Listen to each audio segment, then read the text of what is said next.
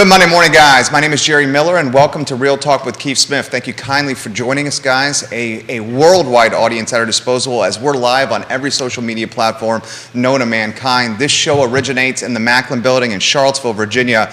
But Central Virginia, the Commonwealth, the country, the world, our audience. And today's topic is going to be real estate.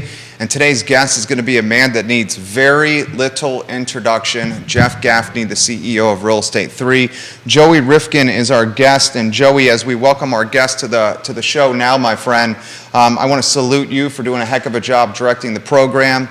We want to highlight Keller Williams Alliance and Yes Realty Partners for making the show possible. In fact, if you look at the bottom of the screen, you will see the who's who of trusted advisors in real estate on the supply chain that is critically important to local economies, Commonwealth economies, and country economies.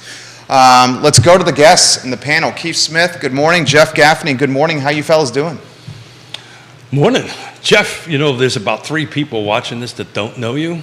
Let's start off with introducing yourself. And I did not know you were the highest point scorer in UVA soccer. So we try to keep that a secret. Not many people know it, but why would you do that for? That's pretty awesome stuff, it's kind of another lifetime ago. But we all have one of those. I'm known around the community, I guess, as the CEO of Real Estate 3. I've been with the company over 30 years, but what really makes me famous is that I'm married to Dr. Mo Gaffney.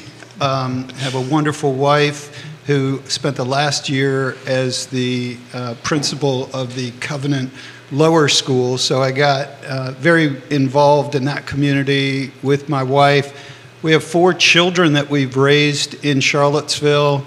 3 of the 4 went to UVA graduates. The 4th graduated from Hokie, Virginia Tech, and so I am Hokie friendly. It took me a little while on that, but I am Hokie friendly, and just love Charlottesville. I've been in real estate, as I said, for over 30 years. Yeah.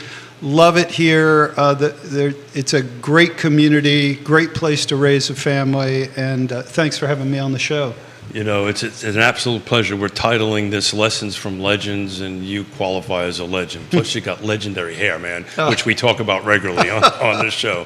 You know, so we wanted to kick off a little bit about Glenmore. We kind of wanted to talk a little bit about a specific subdivision on that end of it. And can you give us... Well represented on this set right now. Well represented. Can you give us like a quick synopsis of the history of that? Because that goes back quite a while. And, you know, just a couple of minute or so kind of thing. Okay, you'll have to cut me off because I love talking about Glenmore. It's it has a true family history for me. My wife's father, the late, great Frank Kessler, was the developer of Glenmore. And what an entrepreneur he was. And Glenmore was kind of the culmination of his real estate dream. If you go back in his life, he was a hard-working guy from New Jersey, came down to Charlottesville on a football scholarship, great big man. Got into the restaurant business in Charlottesville. One of the ones many of our listeners would know, he owned the Virginian for a period of time while he was in school. There's some stories about that. Just by the way, the reason he got into the restaurant business, because if you wanted to sell beer to the fraternities, you had to own a restaurant. He figured out that formula, and he was a big enough man. He's the man that can carry that keg on the shoulder. Big man. I met him a couple of times. Hard-working man, very passionate. Yep. But he married a wonderful woman from Charlottesville, Peggy Burkhead. It was obviously Peggy Kessler. And the two of them made a great team. She was into the dog. She was into the breeding. And she made that a business. German Shepherds. She ended up Corgis, of which we have one that is somehow connected to her breeding. She's also passed away. But the two of them made it an amazing team. And so I had to mention her as well because Frank was the one with the vision. But Peggy was the one who was kind of the co-pilot who helped him keep everything in check. And long story short, he transfers into the real estate business in the early 80s. And he worked with a lot of great people. Bill Howard is one of them that he worked very closely with. Lenny Mayhew is somebody he worked very closely with. Steve Runkle, Charlie Armstrong, Art Pearson. The list is long, and talk about legendary people. But he founded Real Estate 3, grew that company, got into the land development business. His first big play is Forest Lakes up on 29 North. 1,600 homes with a swim and tennis club, but it didn't have the golf. His oldest daughter, Candy Comer, was a professional golfer. Frank goes with Candy to all her golf tournaments, primarily in Southeast USA, so Carolinas down into Florida. While he's at these different country clubs, he's taking notes. I like this, I like that. He loved the equestrian field that some of these communities had. He loved the private country club, not semi-private, not public. We can get into more of that later, but Glenmore was private country club, members and guests only. He found that down in Boca Raton. And so he took essentially his greatest hits, his vision, and he found Glenmore, the property. It was 1,600 acres. It was just a farm for sale, not in the growth area. Len Mayhew shows it to him. Bill Howard has a part in the transaction.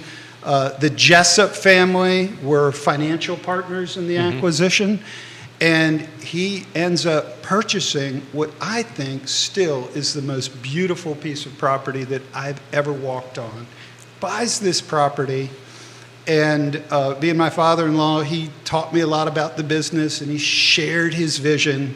I'll bring this to a conclusion in just a second, but he drives me out in his blue Suburban, which many of our listeners or people that are watching the show had been in that blue Suburban for the tour. He drives me out to the spot where the country club was going to be, and he looks overlooking Monticello, overlooking the Rivanna River, and he says, "This is where I will build my club."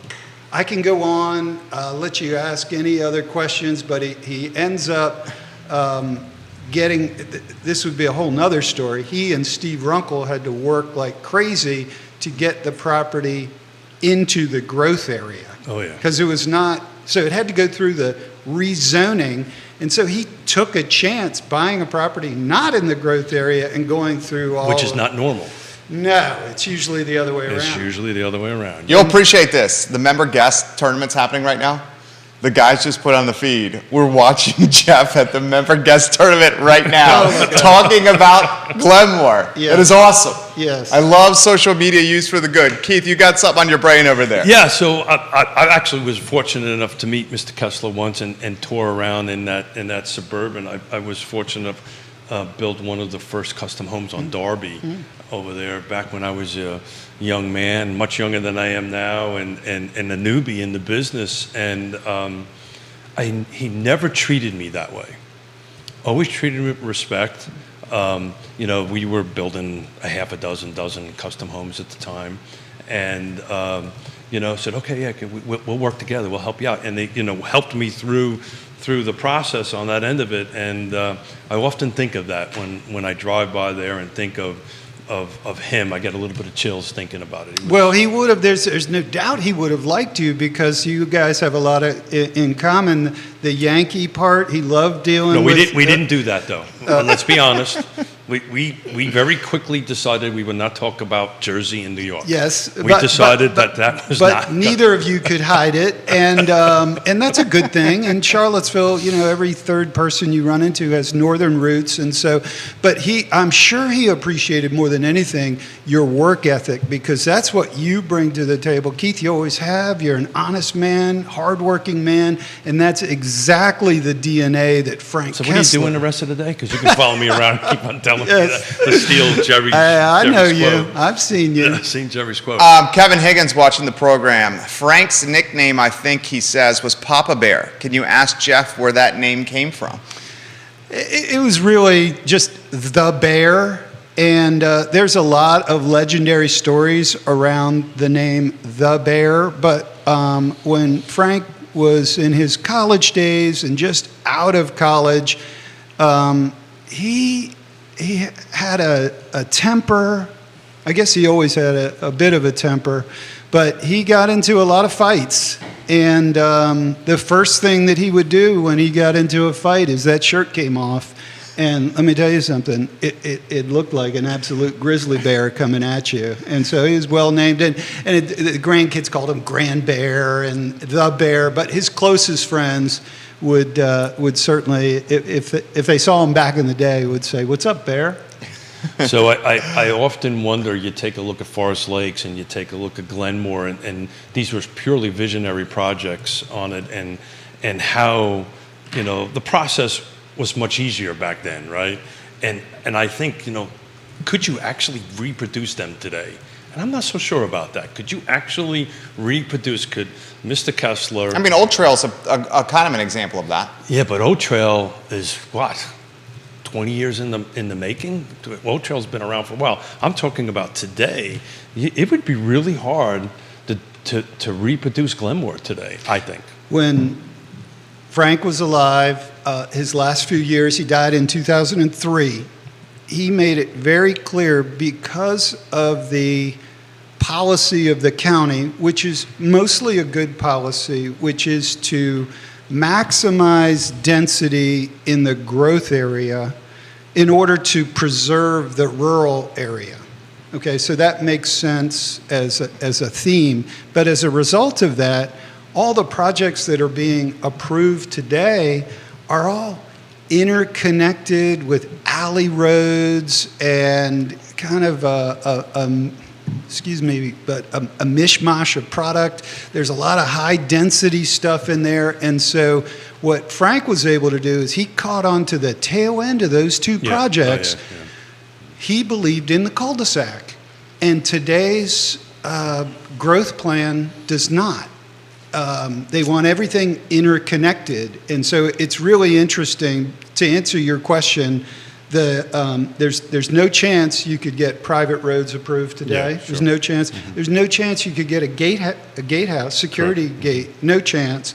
And then no chance with 3/4 of an acre home site on a cul-de-sac. You can't. None of that's being approved. Not in this area, anyway. No. Not in this area. So that's kind of why, if you take a look at what's active in Glenmore right now, let's talk about the market right now at Glenmore and the pendings that are in there and stuff like that. It's attracting people, and I think COVID had a lot to do with that. Are you seeing that on the ground there, and how do you seeing, we got crystal balls here, but we can bring them out if you want, and you can go your soothsayer thing, but how do you see Glenmore going down the road? You are exactly right.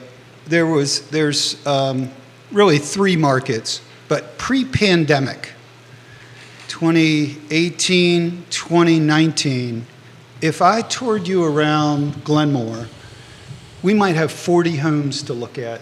Everyone in Glenmore wanted to scale down to 2 blocks away from the downtown mall, or they were going to age out to something like Westminster, Canterbury.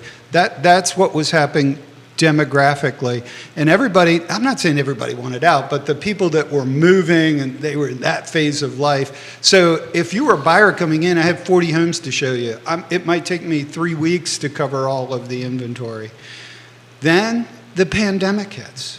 And the pandemic, from a lifestyle standpoint, was phenomenal for the Glenmore real estate market, because people, all of a sudden, they went from not wanting the big house, I hate to call it the McMansion, but So they wanted the room.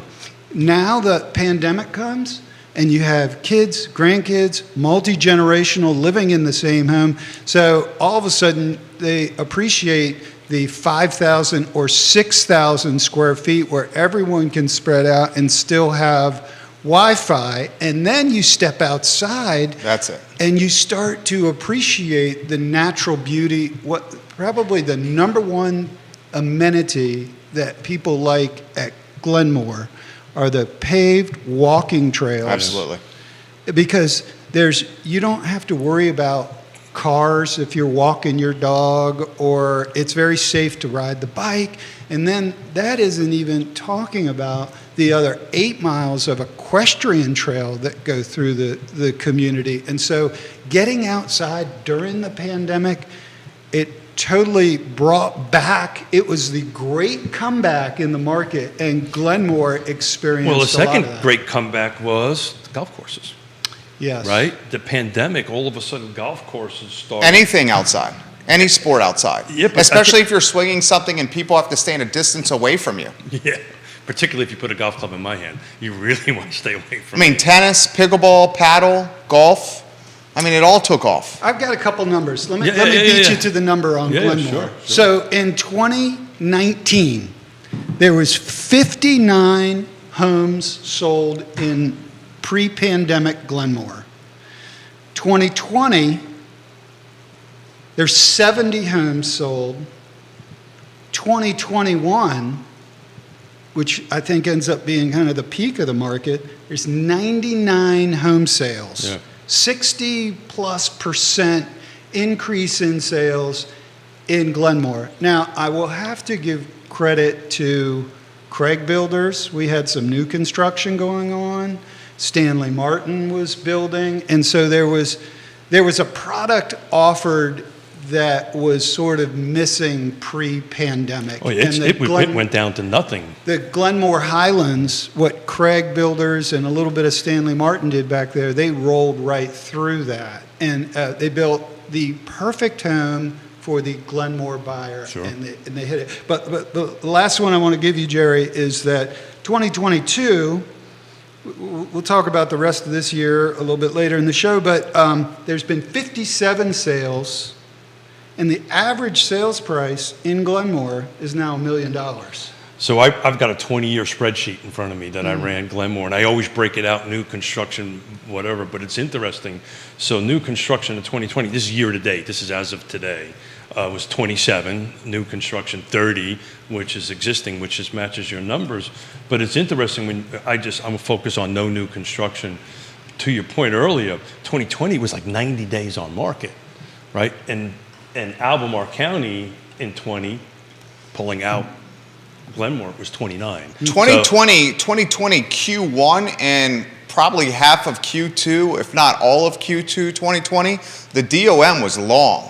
It wasn't toward the back end, the final 2 quarters of 2020, did those DOMs start shrinking. Because when we bought March 2020 in Glenmore, It was way higher than that. I mean, inventory had been sitting for a year and a half and more. And then what his take is 1,000% right. Yep. And then what ended up happening is, it's almost like you saw, like, and this happens from generation to generation in neighborhoods, you saw young blood moving into this community, young families. Now wherever you go around the neighborhood, and this dude runs all over the neighborhood, you see nothing but young moms and kids being pushed around those walking paths.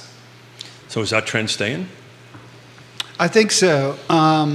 A lot of the young families, they're thinking about lifestyle more than ever. Yep. They're thinking about safety more than ever. School, there are so many options on schools now. It used to just be, let's look at what the public school has to offer, but now there's so many terrific private yeah, schools, and then the home schools have had a real renaissance in Glenmore. And so when you add that all up, and on top, if you like the amenities, if you like a private country club with beautiful 18-hole golf course, but the other thing that I want to make sure that your listeners understand is that most golf country club communities, when they go big time on golf, they usually skimp out on tennis. Tennis is kind of the runt of the litter. Well, Frank had 2 daughters. First daughter, Candy, was the golf pro. His younger daughter, my wife, Mo, was a very accomplished tennis player. And so when you come to Glenmore, the tennis is not second rate. It is, I believe, maybe best clay courts in the area. I had to say this. I don't want to put you in a tough spot. Maybe the best clay courts in the area. Boar's Head, I might catch some grief for saying this. Boar's Head's right there neck and neck. You might have the best clay courts in the area. That's kind of where I was going, is I believe that to be the case. And since the membership is smaller than Boar's Head, you can always get a court. So if you are a tennis player, you like that sport, and now many more are transitioning into pickleball. And Jerry helped with the club ownership in that transition to pickleball. If you like it's to huge. be physically fit at Glenmore, there is so much to do. Yeah, I will not get in. My family will not get into pickleball because that's a hard racket, and when Yonna gets pissed at me, it hurts. Fastest growing sport in America. Oh, without a doubt. Pickleball. But one of the things I personally loved about Glenmore, and still to this point, is the way you guys developed it with that boulevard approach, which I know firsthand is super expensive, right? They could have pushed their development closer to 250, but instead they have this. If anybody's ever driven in there, you go through this beautiful, paddocks with horses in it, and this boulevard approach that goes into before you start getting into the houses, because his vision was more back on the back end with the river and the mountains and stuff like that. So it's really neat. So you're high on Glenmore. You think it's going to track well, because at the moment you had 40 homes. You got 8 homes now that are not new construction on the market, ranging from 800,000 to looks like a little over 1.5 million on that end of it, and you've got 4 pending, so that's a pretty darn good ratio. Phenomenal ratio. And there's a couple different markets within Glenmore. You have the cottages, which are typically one-level living, mostly all brick on smaller home sites that provide, you pay for it, but it provides a maintenance package. Mm-hmm. You can't find a cottage for sale. When they come up, that is in such high demand, and those would sell $500 to $750. And I would just tell you, if we had 200 of those for sale today, we'd have it sold out by the weekend. The demand there is phenomenal. And then after that is another neighborhood called the Scottish Homes. Scottish Homes, slightly larger home sites, but still with a maintenance package. Those two markets are so hot, nothing ever for sale. A lot of them are kind of off-market deals that happen, and they are so well done, and that is really tailored to today's buyer, particularly if they are scaling down. So that's very important. You mentioned this off-market business, because Glenmore is kind of unique in that fashion. There's quite a lot of off-market that we don't see in MLS that happens. People doing deals walking around the loop. And that's exactly right. And it skews what we're looking at right now, because you're smiling because it's true, right? We get cold call. Jeff, this is a true story. Cold call, knock on the door offer. Like something that my wife and I were like, you know what, we have to consider this. They toured the house, ready to rock and roll. Tough part for us is, where do you go? And the interest rate we got is 4. Now would be, 6 and change. And then the delta on the houses is where that chunk we'd walk away with would go to the down payment, and then you got the higher rate. And we got everything we need now. So it's like, it's a tough decision to make. But he's right. Deals happening that aren't hitting the MLS right now because it's so beautiful. And I would love if you highlight what Craig and Stanley have done with the new construction, because the cost of goods and the labor, the new construction's at let's cut to the chase, a nice little price point, which is raising the values of existing and homes that have been around since 97, 2000, 2003. Sure. Jerry, you hit on a great point with the new construction. So Craig Builders, for example, they're pretty much sold out of the Glenmore Highlands. But if you were to walk into their model home, they have hit every bell and whistle that there is. The first thing that I see my buyers do is the huge kitchen island Craig uses what they call leathered granite. And so if you have a home that's 20 or 25 years old, you might have Corian, or you might even back up and have a Formica. Wood edge Formica. That was the big thing. Remember those? Yes. That was high dollar stuff. That was high dollar stuff, I know. You still own a cabinet company. If you walk in, you should see the emotion that occurs when the buyers, they basically hug the leathered granite island, and then everywhere you go from there. The other main thing, you guys have probably covered this on the show, when you walk into the bathroom, once upon a time, everywhere was a jetted tub and a fairly modest shower. Now they've ditched the jetted tub because nobody wants it anyway, unless you have grandkids there. It's great for fun with them, but they've gone with these huge showers that they jokingly call the car wash. Right. It's so big, and so the emotion that comes out of, we've said for years in the industry, kitchens and bathrooms. Yep. The kitchens and bathrooms are phenomenal on the new builds today. And so, Jerry, to your point, that kind of primes the pump for the buyer, and maybe they don't go with a Glenmore Highland, but that helps turn them on to the whole Glenmore experience. They go find another home, maybe doesn't have those amenities, but they've already seen in their mind what can be. And then they call an Intrastate service company and have them come in and update their home, which we just did. We just literally, our house is 20 years old, pulled out our jetted tub because you had to have one 20 years ago, and put a 6-foot double head shower in it. And when you reach a certain age, you'll understand this. We replaced the jetted tub with a bench so we could sit down and put our socks on. Yes, Right. yes. You got a lot of comments coming in for Jeff Gaffney, guys. And viewers and listeners, put the comments in the feed. We will relay them live on air. I see pretty much every real estate firm in the area watching Gaffney on the program right now. Let's go to the broker, Michael Buchensky, Coach Buchensky of First Heritage.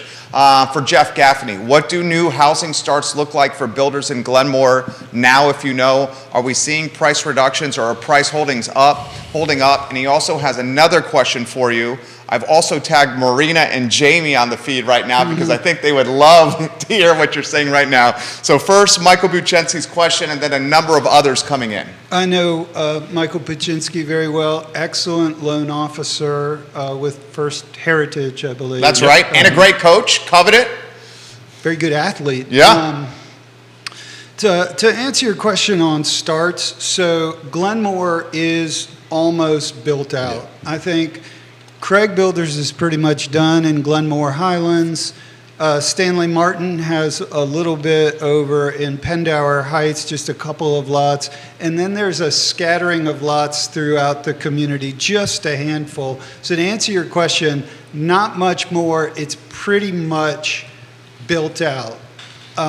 Now, what does that mean for the resale market? Kind of beating you to your question as part of Mike's question. I think it's good news for the resale seller. Definitely. And here's why.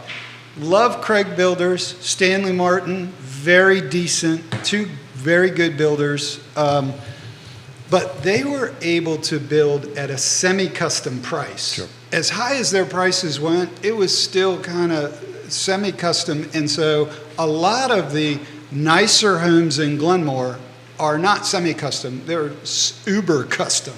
And so I think that will allow some of the resale homes to go up even higher in value.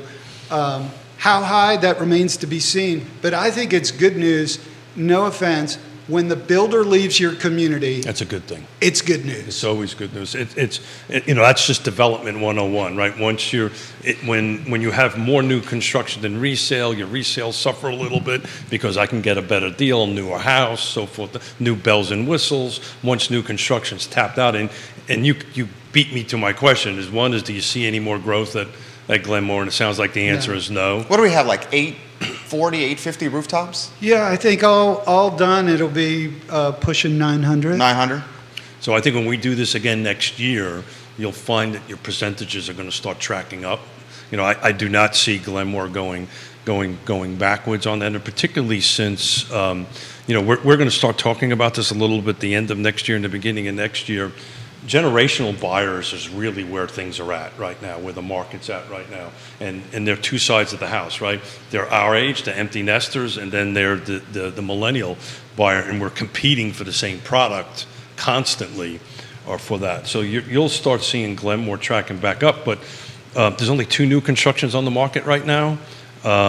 There's 9 in pending, and 27 sold to date. So new construction is pretty much done at Glenmore. Let me go back to one other. You mentioned 2 excellent realtors that sell a lot in Glenmore, Marina Ringstrom, Jamie Waller. There are others, but those are 2 of the finest. Jake Gallagher, Long and Foster. There's a list that do really well. We'll give Patty Rowe a little love. Patty Rowe, excellent. Tom Pace as well. Cheryl Walker. I mean, there's a list of people that do some really good business at Glenmore and know the community. The one where I was going was what we may miss. This goes back to Mike Buczynski's question. There was a lot of internal movement in Glenmore. You had people that built a 8,000 square foot home and they loved the community. What they would do is build a smaller home with Craig Builders in Glenmore Highlands. And so to Mike's question, that's not going to exist or exist as readily. And so we may lose that flow. Well, there may be an existing to an existing, Correct, right? So correct. I'm moving because we're at a certain point. That happens all the time. And that is the walk around the block and say, hey, I want to move out of this. Can I move into that? Yes. And who knows? There may be a house swap there. No doubt. Daniel Pettit giving Jeff Gaffney some props, calling Jeff Mr. Knowledge right now. We've dubbed Daniel Pettit Mustache Dan Pettit. We love you, Dan Pettit. Multiple Glenmore homeowners on the feed here, and even Kevin Yancing brings this up from the thriving metropolis of Waynesboro, Virginia. This question's been put on the feed 4 different times. Why wasn't there a second entrance ever developed for Glenmore? I may not have all the answers to that one, but I think, I believe that the best security for Glenmore is one way in and one way out. Now, it certainly makes it for a longer drive home if you're all the way in the back of Glenmore, and those are usually the people that ask, where's the second gate? There is a second gate. I won't tell you where it is, but it's under lock and key, and it's for emergency access only. Yeah. But one way in, one way out, we believe provides the highest level of safety and security. That was a great answer. That's the right answer. Very well said. Accountability, trackability. That's very well said. And the subdivision is not, it's not that right size. It's maybe a little difficult. Like Lake Monticello is huge. It's 4,500 acres, 4,300 homes. You need multiple entrances in and out of it because it can take you 15 minutes to get from one side to the other. But I'm going to stick with, I think Mr. Kessler's vision also is when you go through that boulevard, it's impactful. Yes. And it makes a difference. Well, Buczynski just said, I have a client that bought in Glenmore from Northern Virginia, and he said my client said to me all the time his blood pressure would drop 50 beats per second as soon as he got onto Piper Way and passed the horses. Yeah, it's amazing the impact of the equestrian center has on the people that live there. I think experience a lot of the same thing, and it goes back to the history. It was a horse farm in its prime, Glenmore, and the fact that they were able to preserve that and the original manor home, which predates Monticello. I think that helps add to the character of the neighborhood. I also want to give when it comes to Glenmore, Frank Kessler's best friend, he had several, Steve Runkle, Bill Howard, but also a man named Alan Dillard and his son Trey Dillard. They had a lot to do with the infrastructure, and there was a lot of trust between those parties. And when you're moving dirt for a golf course and putting in roads and sewer, you have to have a great relationship between those two entities, and I just wanted to single that out. And it was interesting. It was always an all local project.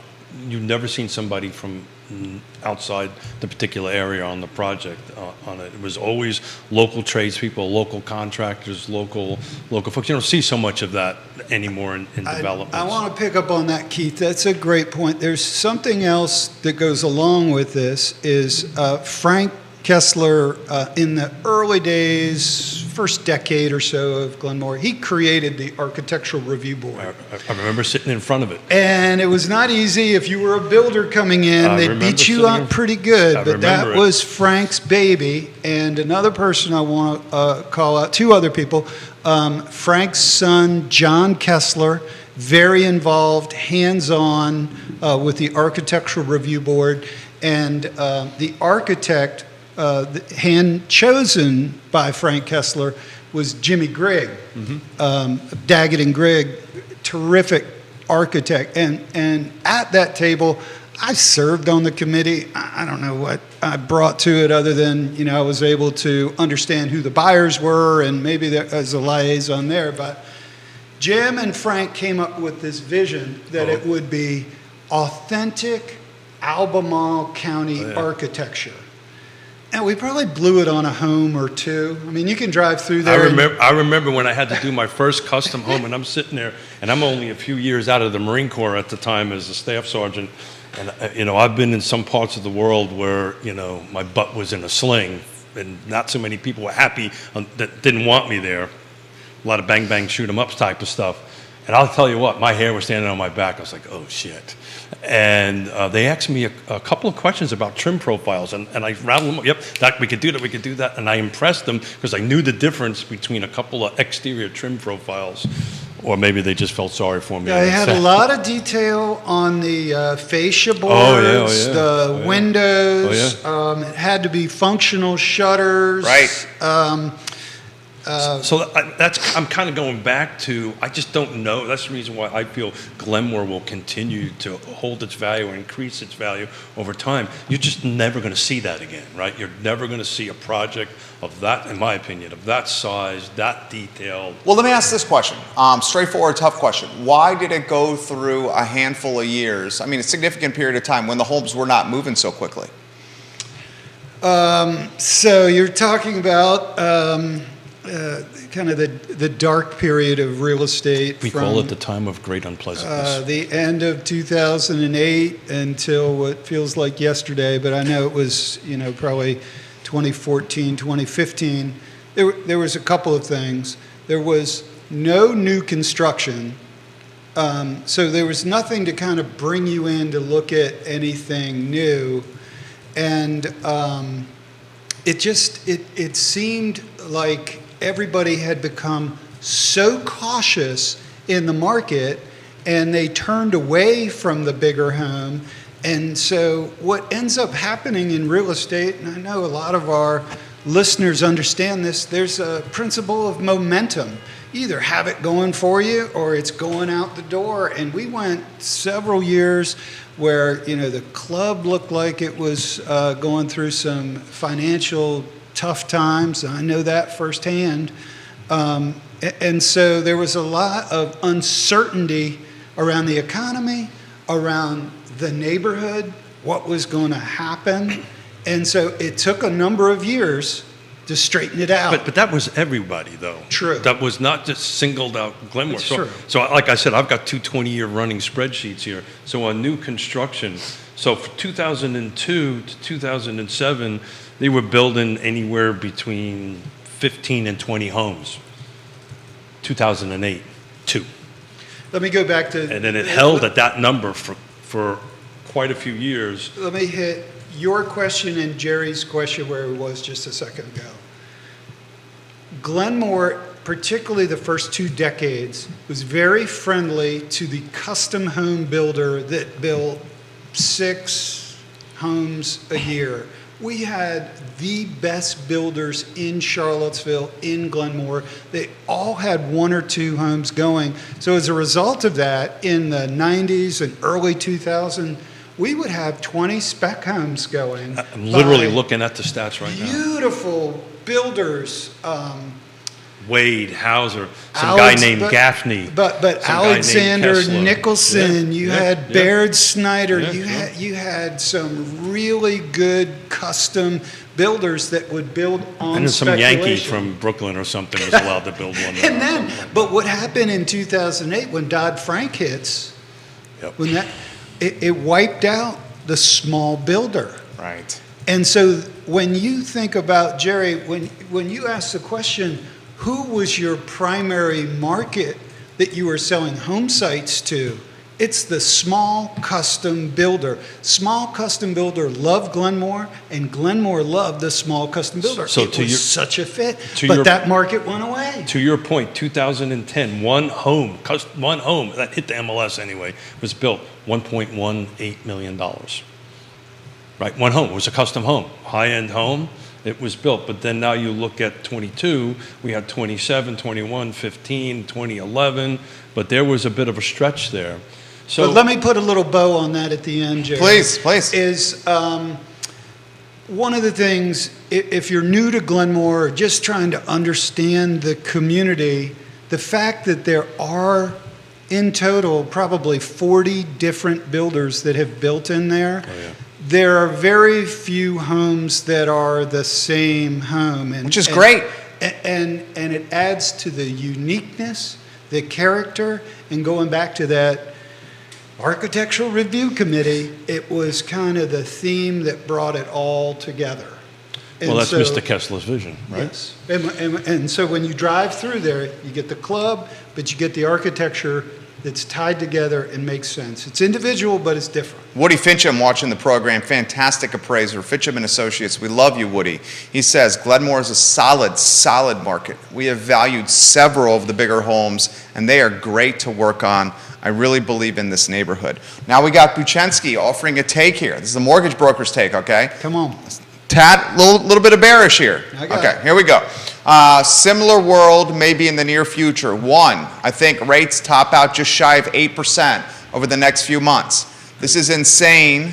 Where did that post go? Hold on one second. I'm going right back to you, Michael Buchensky.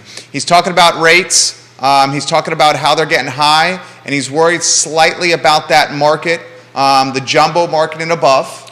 You want to start there, and then I'll read the rest of the post? Sure, let me start there. So I share your concern. We are all trying to kind of figure out where rates are going to go. Mid-sixes is no fun, but it's doable right now. If we get to mid-sevens or higher, I think some alarm bells do go off, but we can talk about that later in the show. But here's the thing I want to say to Mr. Buchensky and any of your other listeners. We have a huge market that wants to come to Charlottesville, and in particular wants to come to Glenmore. And that market starts at about 495 to 95. And so DC, Northern Virginia. Folks across the street from us. You take that into New Jersey. New Jersey loves Charlottesville, New York. But I will tell you, the hottest of the hot spots for Charlottesville and Glenmore is Connecticut. Everyone in Connecticut wants to move to Charlottesville, and when they come to Glenmore, they feel like they left the neighborhood that they lived in, and so there's this feeling that happens. And so to Mike's point, I get it, but we're not isolated. We're not out in the sticks somewhere. We're Charlottesville, Virginia, home to the University of Virginia, stable employment, and there are so many people that want to move here. Now, will that stop them selling their Connecticut home? That remains to be seen. But that group wants to come. They want to come to Charlottesville, and Glenmore is the perfect place, I feel, for that type of client to come and relocate. You're a phenomenal ambassador of this neighborhood. Phenomenal. Jamie, I'm chatting with Jamie right now. I love me some Jeff Gaffney. Literally just putting the feet. And listen to this. I'm negotiating, she says, my second multiple offer deal in 3 days in Glenmore. Yeah. Literally right now she's doing that. She says it is so hot in this neighborhood. Literally, Waller dropping that in the feed. More comments coming in. You guys want this? Buchensky says, very good point from an all-American soccer star at the University of Virginia. Daniel Pettit has this for, dude, we have a lot of comments coming in right here.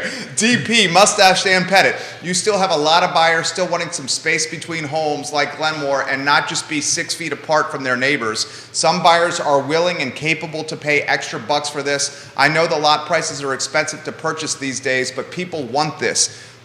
I mention this all the time on this show. Neighbors of ours sold a Northern Virginia townhome, top of the market, came down here, bought a house in the 8s, completely remodeled it, and still had a nice little delta left over. So I just looked at what closed in Glenmore in the last 30 days. I just picked the 2 top units. Both were cash. So I don't think 8% is going to impact that market.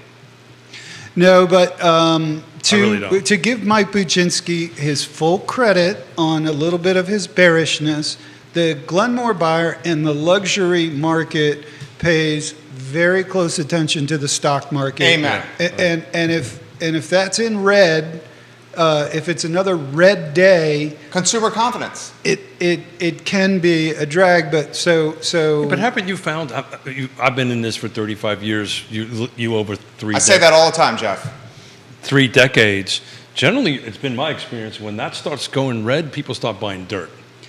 True. And I've just buying property and then waiting for that red to turn green and then kind of pivot that cash around a little bit because you're losing money there. You're not making anything in any retirement plan. There's also a group of buyers who didn't take advantage of the pandemic market. I mean, you had to be a bit brave to make a move during the pandemic. You didn't know where it was going to go.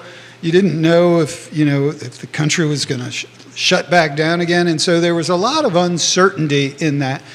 But those that moved, they cashed in on really good real estate at incredible interest rates. I believe there's, to Jamie Waller's point, where she's negotiating, and there's other deals going on that I'm working on and others in the neighborhood. I believe there's another wave of buyers that want to go but had to take care of some business first. I can tell you of the last 6 contracts we've done, that's exactly what it is. That's exactly what it is. They sat and wait. They had a little bit of extra cash. They may have sold something. They rented for a short-term period of time. The inventory's ticking up a little bit. We're seeing multiple offers at certain price ranges, but not insanely multiple offers. Right? We can negotiate or navigate 3 offers, not 30. Right? Then it just becomes insanity at that particular point in time. So it's something Jerry and I have been talking about forever. I'm very excited about the real estate market where it is now, from my personal perspective, only because this is when the pros, when the legends like yourself and the folks that we're talking about shine, because we can do this. We've been here. We've done this. We've been through this time of great unpleasantness, and to help clients navigate Let me take a shot at that, Keith, real quick. In our company, we have Pat Whithelm, who, speaking of legend, is amazing. She's the president of our company. Teely Jennifer, incredible manager. And Tim Carson, who is a genius on many levels, particularly with commercial and investment. What we're preaching to our people right now is the value of a knowledgeable realtor is really going up. Your people need you now more than ever in terms of advice on, should I buy? Should I wait? Should I sell? Should I wait? And I want to answer that one of those questions, and then I'd love to hear what you think. But should I buy? Maybe. But I think there's going to be a great opportunity to buy this year between Thanksgiving and Valentine's Day, kind of when things are a little bit darker and there's not as much on the market. But if there's any homes that have kind of lingered on the market, there are going to be some discounts to be had during that window. So real estate is 5 things. I've added a 6th one to it. Location, price, features, conditions, timing, And now who's on the other side? I think the agent on the other side is more important now than it's ever been. And I want to pivot to a different question. I mean, to answer your question, it's funny, on the way coming in, Yonna and I were talking about, well, is there going to be the normal December, November, January, the normal global slowdown? And I don't think so, because to your point, I think that's when the buyers that have the ability to really scoop up something may scoop up something, but we shall see. What do you think, Jeff, about that? Well, let me say this. We have all witnessed homes selling. It's like this. I know you can follow this. A non-renovated home selling for a renovated home price. That has happened in this market, the pandemic market. Going forward, that's not going to happen. That's exactly right. You can't fool the market. One of Frank Kessler's great quotes, you cannot fool the market. And so if you're going to market today with imperfections, you can do that, but your price has to be adjusted. But you got to look at the ROIs, right? The return on investments. And you pointed out very well, bathrooms, kitchens, obviously the highest return on it. And you've just kind of segued into who we're going to have on Friday, because I think it's important now. We're going to have a stager and a photographer and start talking about, okay, now's the time to really get your home looking sharp, because I do think we're going to see a bit of a bounce. Nobody really knows, because the magic crystal balls and wands are not doing that. But I want to go back to the agent question, right? We've been around. We're not BS people, right? Do you think we're going to see less agents this time next year? And if so, how many? I think that... Does the hobbyist agent go away? Thank you. Very straightforward. Does the hobbyist agent? Actually, no, because there's a lot of agents that have been in the business for 20 years that it's I hate to say it, it's a little bit of a social club for some of them. And so they stay in because they can. It's not necessarily how they make a living. One they or two enjoy deals, it. that kind of thing. They're good, and they serve a certain market. The ones that could get beat up are the ones that thought the last 2 years is how it's always going to be. So if you're newer to the market and you had some pretty good deal flow early and you thought, gee, this is great and fun and I'm making terrific money, well, you're going to have to make a shift. In your mindset there. And so I do think what we'll see, Jerry, is more of the part-time realtor. Yeah. I think they'll drop out because it's not worth it for them. Coming up soon, we have to pay a bunch of dues and things like that. So to your point, I call them dual career realtors, where we talk to real estate agents all the time, right? This is what you and I do a lot of. And I've seen this weekend at least 4 of them that I've been having conversations with. You know what? I'm going to focus on this career, and I'm not going to focus on the real estate career. So I think you're going to see, numbers-wise, a substantial change. I believe it's 50%. I may be wrong, but 50% of the car agents just do 1 or 2 deals or 0 deals. The rest of them, are very different. Not that they're Tommy Brannick likes to say 15% of the agents do 90% of the deals. Thank you for saving me, Jerry. Yeah, I think that's it. I think that's right. Yeah. It used to be 20%, and that number may just constantly go down, which encourages me. And I don't mean this, to speak negatively about it, but when I've got Jeff Gaffney on the other side, I know you're a pro. I know, and there's always problems. There is always problems. And the second thing I've known from doing this for 3.5 decades is now's the time when weird stuff starts happening, right? Every deal, always something strange pops up that didn't happen this time last year.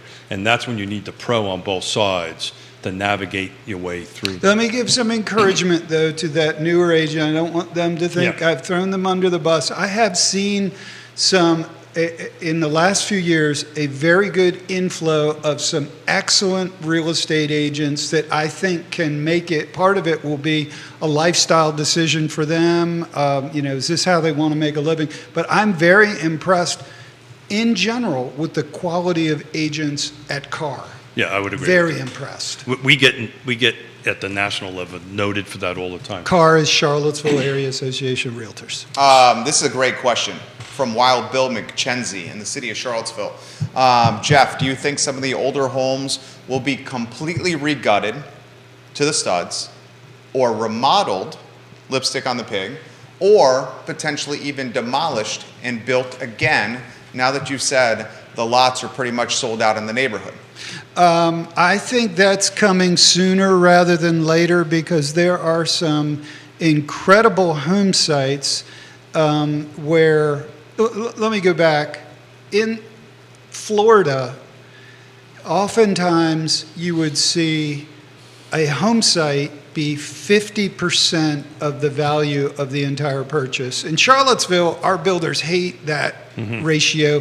They like the home site to be like 20%. Sure. But on a regional basis, so what we would see in Glenmore sometimes is the builder would say, you've underbuilt that beautiful home site. Of course. So to answer... Wild Bill McChesney. To answer Bill's question, I think there are home sites in Glenmore where you could do any of the above that he mentioned, including a potential scrape job. You would see that? Really? You I think think that? I think so. Wow. Wow. So are those, you're saying those would be golf course lots, sunset view lots, or riverview lots? Is that what we're talking for those? I think you could drive around the neighborhood and see a beautiful home site with a smallish home on it. And I think, and then there are also, in any given community, there are also some homes that are in disrepair. Like you could walk by and say, what's going on So there? I can speak that at Lake Monticello, and this is happening, and it's been happening for years. The waterfront homes that were built in the 70s, right, in the early 80s, you know, it was a vacation community. It was not supposed to be a bedroom community when the original concept was. They're being torn down, being built up. Golf course lots are being torn. You know, the homes that were built late 70s, early 80s are going to do that. But you guys hit on to something that is going to happen here because as the rubber band contracts, right, because that's what's going to happen here, the micro markets matter, right? And you're going to see that. You're going to see downtown Charlottesville, Glenmore, some of these older subdivisions that have older homes. They're 100% right. They're going to tear them down. Somebody with cash is going to tear them down and build it up. I've seen it in other subdivisions. How do you value the tear down homes? I think you got to go straight to the dirt? land. Yeah, Yeah. to the land. And then, you know, can you buy and it sounds crazy to us because we have a Charlottesville pricing mindset. Mm-hmm. So we say it's crazy to buy a $700,000 home and tear the home down and build a $2 million home on top of that. But that's happening all across the country. And particularly the major metropolitan areas. You see it all the time. And our pricing is still incredibly affordable compared to anything in the Northeast, and that's without even talking about real estate taxes. So I can't. That's a great take, Jeff. I can't give specifics, right, because what we do for a living. But I had a phone call this weekend from somebody looking to do something with $3 million for a 1031 exchange. And the question was asked of me, I want to go ahead and buy some stuff in downtown Charlottesville because of the rezoning that's going to happen, the upzoning, for that very reason Jerry just said. And that's out there. That conversation is happening. But again, you know, there's not going to be another Glenmore, right? There's not going to be another Lake Monticello. There's not going to be another Old Trail, right? I think Old Trail's a long way away from Kevin doing Yancey this. just put on the feed in Waynesboro. You guys are talking Belmont. They're Yeah. doing it right now in Belmont. That's- with tearing down the houses, the cottages, the tiny ones, and building 800, 900,000, $1 million homes. To his point. That's exactly right. So you're going to start seeing that because our jurisdictions are not allowing new development, Right. right? And that's just going to put the rubber band's going to contract, but it's still going to be a tight market within that rubber band for years, I think years to come. And unfortunately, you know, it impacts the entry buyer, right? Because the upper end buyer is going to have a better position than the entry buyer. And that's where this generational separation, I think you're going to Well, let's talk. Why don't the take on the first-time home buyer for Jeff? I mean, you got kids that are in their 20s. I mean, you're a real estate guy. You know the value of real estate. Is it 4 kids? 4. Four Yes. kids. I mean, how about the take on that? I mean, you got interest rates flirting with 7%. You got home values that undoubtedly escalated during COVID, perhaps to unattainable values for a first-time home buyer that's competing with the baby boomers that are downsizing. Yeah. The baby boomers are directly competing with the first-time home buyers now. Or they don't want to sell their houses. Right. That's what's really impacting the market is Mrs. Smith wants to sell, Mr. Smith does not want to sell. So at the moment, we're not selling. And it's not only the boomers. I mean, look at, I'm a millennial.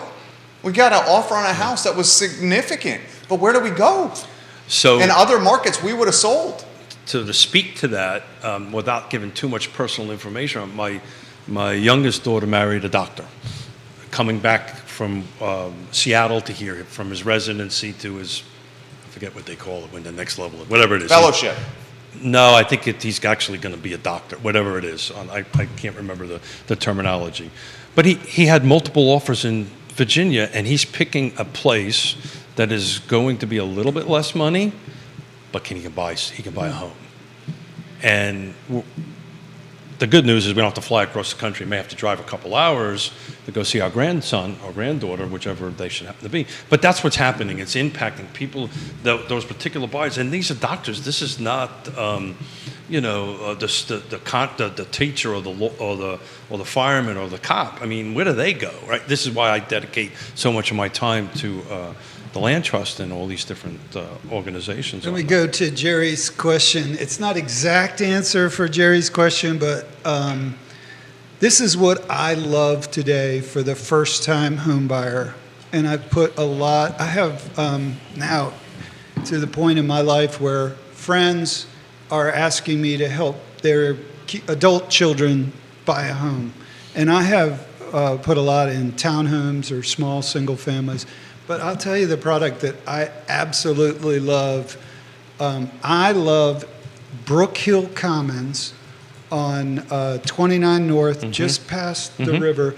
They build these condos there for $350,000. They're 3 bedrooms, 2.5 baths with a 1-car garage. They're new, 9-foot ceilings, and when you walk in, they are all decked out.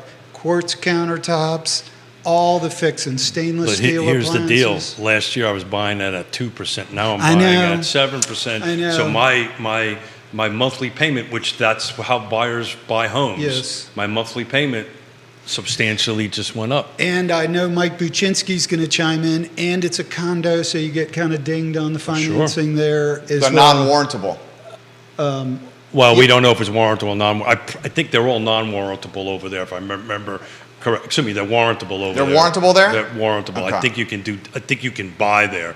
But the ding is the condo fees, Yes. right? So now my mortgage just went up. It's Oh, $200. Buczynski just said he's the approved Stanley Martin lender for that complex. There you go. Buczynski's trying to close some deals in the comments section right now, Jeff. I tell you, I mean, it's an amazing product. And when you look at, so your choices as a first-time home buyer, go around town and look at a 30-year-old townhome. He says same it's price. warrantable. 30-year-old townhome versus a brand-new condo, even though you have the condo financing and the condo dues, those are things you got to think about. But I still think that's best in show for a particular first-time home buyer. So we're counseling our daughter and our son-in-law that same very comment. This is, look, well, I want to buy something cute that I can fix up. Well, hold it. He's going to be working 7 days a week. You're a teacher. You got a little kid.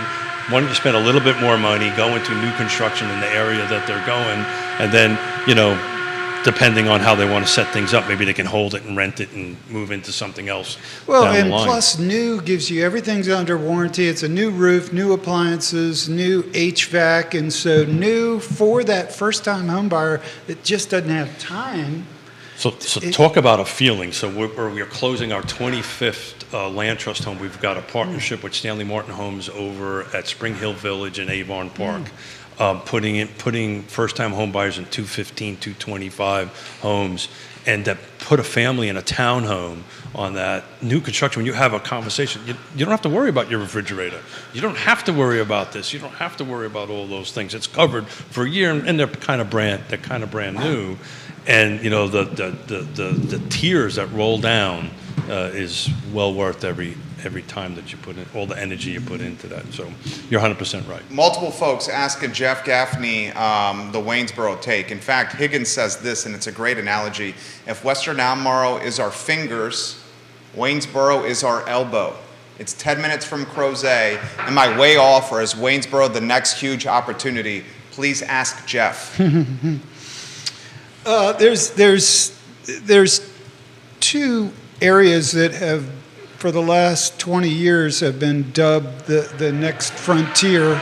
Waynesboro is one of them, and Zion Crossroad is the other. I think both of them now, their time has come, because if you live in Western Albemarle, Crozet, half of your shopping now is over in the valley in Waynesboro, and so it is becoming closer. You do have to deal with crossing the mountain, however, so there is that. But it's beautiful. The quality of life in Waynesboro is excellent. Sometimes it feels like, in a good way, that you're stepping back in time. In a good way, I say that. And the pricing is favorable.